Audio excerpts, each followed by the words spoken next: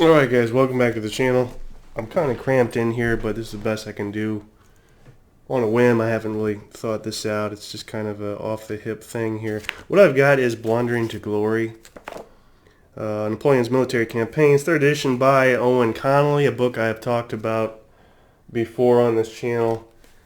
And I consider it one of the better books because A, it has an original approach that it takes, and its criticism and analysis of Napoleon really brings him down to earth.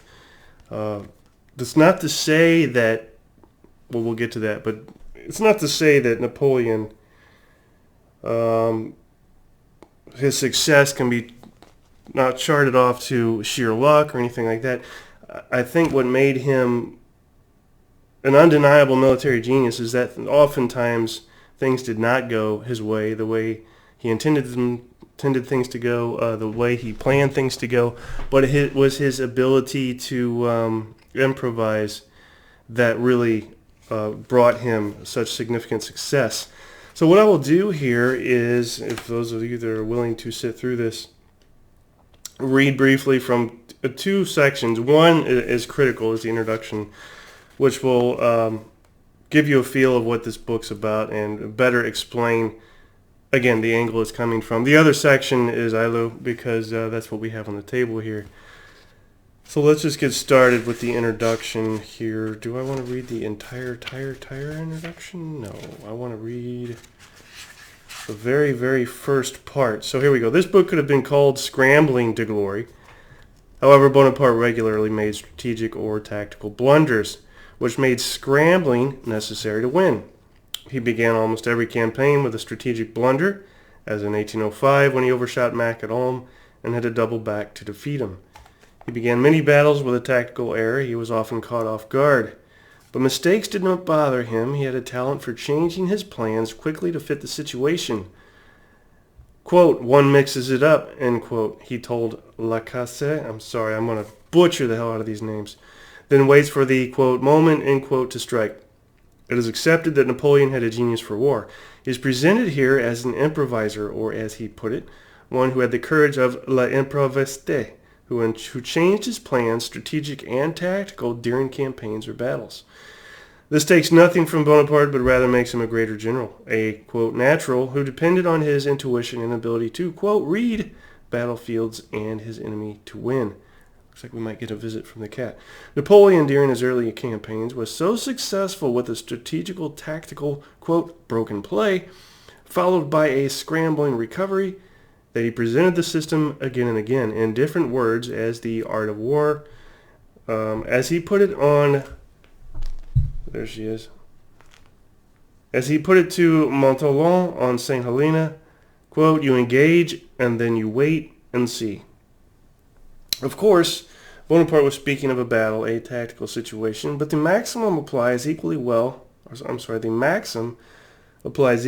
to his strategic maneuvers. He did careful planning, paying particular attention to movement and maximizing his numbers, but that done, he simply charged toward his enemy's supposed location, often with only a vague idea of where he was. His only rule on the march was to keep his corps close together so that they could be consolidated quickly.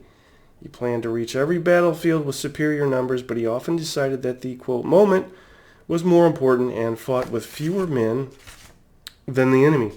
Once he had the enemy in his sights, he had an uncanny instinct for the right moves, both strategic and tactical. In mid-career, Napoleon began scrambling less. He had acquired superior numbers that covered his blunders and ensured his victories until 1812. No 2 Napoleonic battles are alike. Some early ones he won by sheer bullheadedness, Arcola, for example, and others he had to pull together his forces, often while fending off the enemy. Judge where his adversary's weakness lay, and attack. After 1805, however, with the advantage of numbers, Napoleon usually engaged first while holding back a large reserve. He waited for the enemy to make a mistake or reveal a weak spot in his line, and then threw in enough of his reserve to finish the battle. Napoleon was a military genius, which, by his own definition, was a gift of God. Superior intelligence was only one factor in Bonaparte's ability to triumph in situations which would have finished other commanders. His other crucial advantages in his prime were his awesome energy, his ability to improvise and scramble and to make his men follow him to hit again and again, and his inability to accept defeat. Nevertheless, he also owed much to the ineptitude of his enemies and to luck, although he denied it. War, he said, was nothing but accidents, and luck the ability to exploit them. Finally, he had a superb subordinates, among whom generals, later marshals, Messina and Davout stand out. In the early campaigns, Messina literally won many battles for him, and the later ones, Davout very often ensured victory by incredible marches and personal initiative. For example, at Austerlitz, at Jena Auerstadt, where his corps won at Auerstadt unaided, and Eylau, and at Wagram. Late in Napoleon's career, his enemies gained the advantage of greater mass. Earlier, partly because of their bad planning, he had fought the great powers' armies one at a time. In 1813, they were finally all united, and he was doomed by the weight of the Allied armies. Although he still scrambled spectacularly, the factors which had given him early victories, especially good subordinates, were missing, and he was beaten. The glory remained to Napoleon forever. However, now I would add to this final paragraph, and I don't know if they hinted at it, but if so, not enough in my book. I would add also, it wasn't just sheer numbers later on that allowed the Anglo-Allies to knock Napoleon down. I would argue they were able to, these nations, a lot of them were able to learn as they go, and a lot by example through fighting Napoleon and the French. So there's that. That's my little 2 cents. All right, now then we get to, much like the Russians in World War II against the Germans, were able to learn very quickly, and it kind of turned the tables against them by giving them a taste of their own medicine towards the end of the war. All right. Battle of Eylau. Oh, I was going to play this. Shows you how organized I am. We'll have a little musical accompaniment while I read about. Probably get a commercial first. What do you want to bet? And or you won't even hear it. Battle of Eylau. At about 8 a.m. on 8th of February, the Russians opened the battle with an artillery bombardment of the town. At 8:30, Napoleon sent Soult's corps with divisions north and south of Eylau against the Russian right. He hoped to goad the Russians into committing themselves on their right against Soult. When they were deeply involved, he meant to throw the weight of his army, the corps of Augereau, Davout, and Murat's cavalry, against the Russian left, collapse or envelop it, and win the battle. But Davout, an important part of the masse decision, was not present. Soult's divisions went forward over the snow and frozen creeks, only to be bloodied and disorganized by massed Russian artillery and then thrown back on Eylau by determined infantry attack. To protect Soult, Napoleon ordered Augereau to attack with his corps. The marshal, his head wrapped in a huge scarf under his hat, was very ill but went forward with the troops. It was not well organized. The order had come quite prematurely. Moreover, the way ahead was obscured by sudden heavy snowfall. Augereau's men marched headlong into a Russian battery of 70 guns, which opened up at point-blank range and cut him down by the hundreds. One regiment was able to form a square, but it was overwhelmed by enemy infantry. At 10:30 a.m., Napoleon was well on the way to being beaten. Soult was back in his original position at Eylau, and Augereau's corps was destroyed as a fighting unit, with survivors altogether disorganized. Napoleon ordered Murat to shore up the center of his line by attacking the Russians with 11,000 reserve cavalry, followed by the cavalry of the Guard led by Bessieres and such corps cavalry as could be mustered, a total of some 16,000 horse. The Gascon rode at the Russians with his usual bravado, waving his gold cane and disdaining to draw his sword, one of his vanities. The maneuver worked. Bennigsen was taken totally by surprise, and instead of pressing forward his attack against a French center bereft of infantry, one he was sure to break with his masses of stolid foot soldiers, he merely held fast and did nothing. So again, this is yet another mistake on the Allies' part that Napoleon benefits from. How easily Bennigsen might have won is illustrated by the fact that just before Murat was ordered forward, Russian infantry actually overran Napoleon's command post in Eylau cemetery. The emperor was saved by his escort of 100 men who sacrificed themselves. Then a guard battalion commanded by Napoleon himself pushed the Russians back. Bennigsen was unaware that he had forced Napoleon to use his last reserve, the Guard. By the time Bennigsen regained his composure, Davout was coming up on his left, and it was now about 1 p.m. Napoleon ordered Davout to attack, while Soult, Augereau, and Murat held fast. Davout, ever dependable, turned the Russian flank, and by about 3:30, the French seemed to have the upper hand.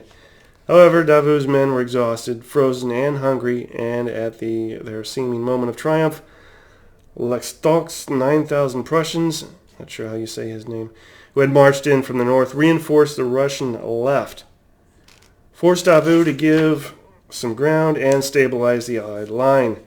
Ney, who had been following Lestock until he received orders in the afternoon to reinforce Napoleon, arrived at 7 p.m. and attacked the Russian north flank. But then as night came on, he fell back and lined up north of Soult's corps. Neither side had won, but the French had suffered more devastating blows. 2 of 4 corps were shattered, demoralized, and probably ineffective. The cavalry had been badly mauled, and its ranks were thin. There were more men than horses, since the horses had been killed by the hundreds by enemy fire or had fallen and broken legs and had to be destroyed. The remaining corps were under strength. Only the Guard was reasonably intact. I would add that it would be interesting, I don't know if there's a book available about this that I'm unaware of, probably.